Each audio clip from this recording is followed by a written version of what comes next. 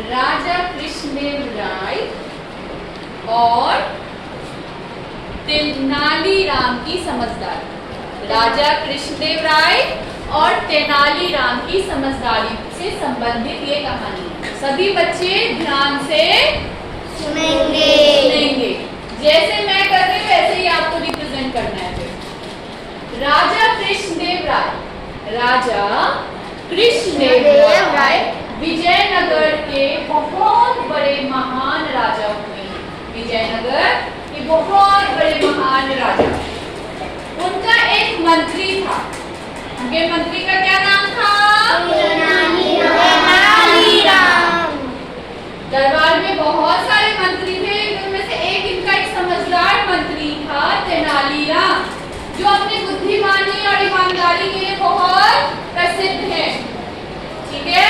एक दिन राजा कृष्णदेव राय, राजपुरोहित और कौन? तेनालीराम एक जंगल से कड़कड़ाती ठंड में जा रहे थे। रास्ते में उन्हें मिला एक बेचारा भिखारी। कौन मिला? भिखारी। भिखारी ठंड के मारे कांप रहा था।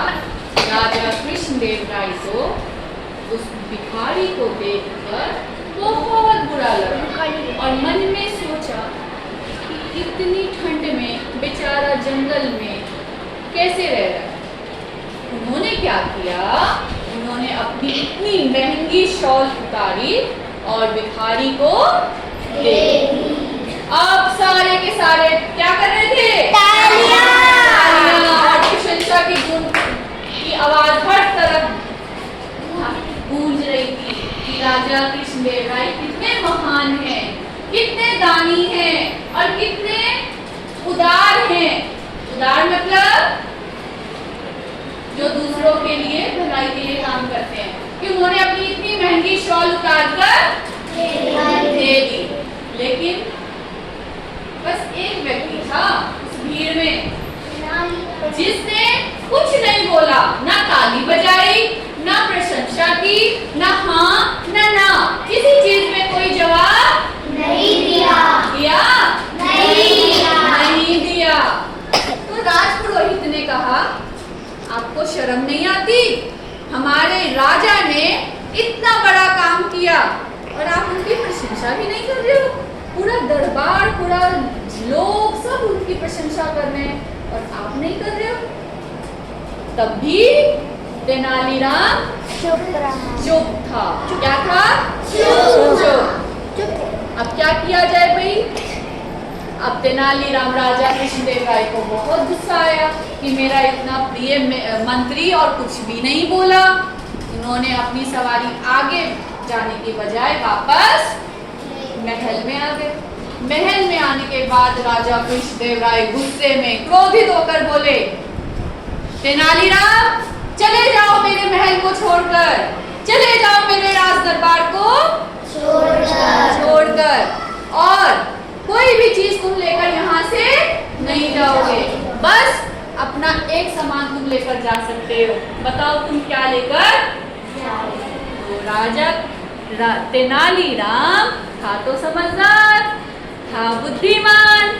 उसने कहा, महाराज मुझे ना वो जो भिखारी को आपने शॉल दिया था ना, वो शॉल मुझे चाहिए। तो राजा कृष्णदेव राय कहता है, अरे वो शॉल कैसे दे दूं? वो तो भिखारी को दे दिया। अब तुम कुछ और मांग लो तो तुम्हें मिल जाएगा। तेनालीराम ने कहा, नहीं मुझे वही शॉल चाहिए। तो राजपुरोहित को बुलाया गया और राजा कृष्णदेव राय ने कहा, जाओ और उस भिखारी को राज दरबार में लेकर आओ। अब भिखारी आता है, ऐसे करते कहते, जी महाराज कहिए क्या हुआ?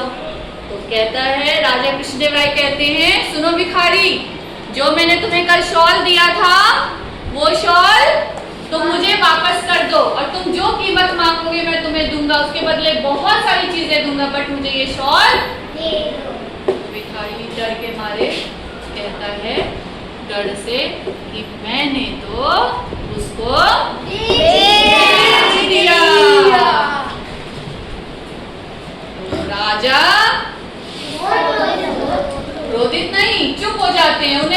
भाषा ना समझ आ जाता है कि तेनालीराम क्या बताना चाह रहा था। तेनालीराम ने कहा कि उस भिखारी को आपके शॉल की जरूरत नहीं थी, उसे तो उसको पेट भरने के लिए खाने पीने की जरूरत थी। तेनालीराम ने कहा कि जो आपके दरबार में ही नहीं, आपके राज्य में भी बहुत ऐसे गरीब हैं जिनको महंगी चीजों की जरूरत नहीं, अपने पेट भरने के लिए अपने दिन प्रतिदिन की वस्तुएं चाहिए। उसी दिन राजा कृष्णदेव राय ने बोल दिया कि आज से मेरे राज्य में कोई भूखा नहीं सोएगा, ना कोई भूखा मरेगा। उन्होंने सारे अनाज दाल वगैरह अपने राज्य में बंटवाए। बहुत दानी थे, बहुत उदार थे। ये कहानी है राजा कृष्णदेव राय और उनकी मंत्री तेनाली